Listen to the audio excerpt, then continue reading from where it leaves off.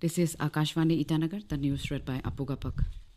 Prime Minister Narendra Modi will participate in the BRICS summit in Rio de Janeiro that begins tonight to enhance cooperation among the member countries.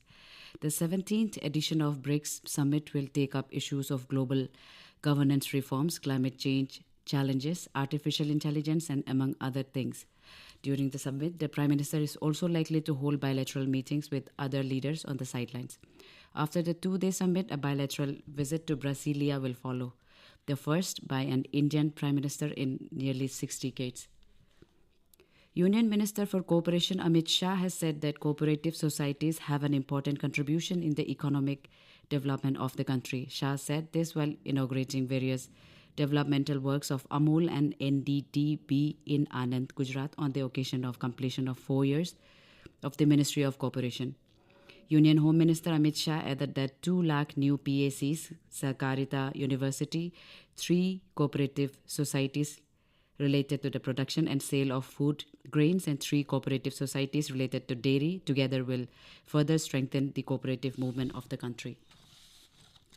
Defense Minister Rajnath Singh is scheduled to inaugurate the Controllers Conference 2025 in New Delhi tomorrow. The 3-day conference is being hosted by the Defense Accounts Department. The Ministry of Defense in a statement said that the event will feature 8 high-level business sessions covering areas such as budget reforms, account reforms, internal audit restructuring, collaborative research, pricing innovation, and capacity building. The theme for this year's conference is Transforming Financial Advice, Payment Audit, and Accounting through Defense, Finance, and Economics.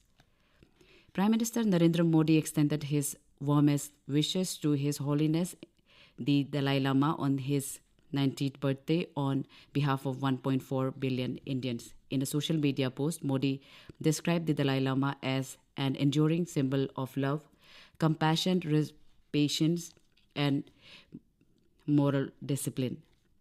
Governor K.T. Parnaik also extended his warmest greetings and profound respect to His Holiness the 14th Dalai Lama on the occasion of his 90th birthday.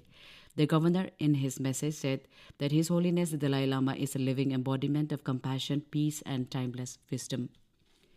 Governor K.T. Parnaik participated in the inaugural commemoration of the 125th birth anniversary of Dr. Shyama Prasad Mukherjee at Golden Jubilee State Banquet Hall, Itanagar today. While addressing the gathering, the governor emphasized that the occasion is more than just a remembrance. It is a powerful call, especially to the youth, to draw inspiration from Dr. Mukherjee's courage, conviction, and selfless service. The governor urged the youth of the state to embrace deep pride in their traditional heritage, art, culture, land, and languages, while simultaneously showing equal courage in excelling across science, sports, technology, innovation, and entrepreneurship. Chief Secretary Manish Gupta, State Minister for Law Kentojene, and other dignitaries also attended the celebrations.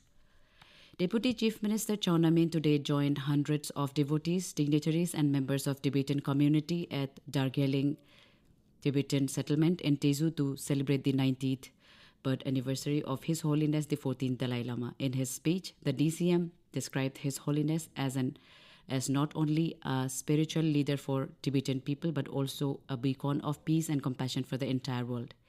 He further praised resilience and cultural pride of the Tibetan people residing across India.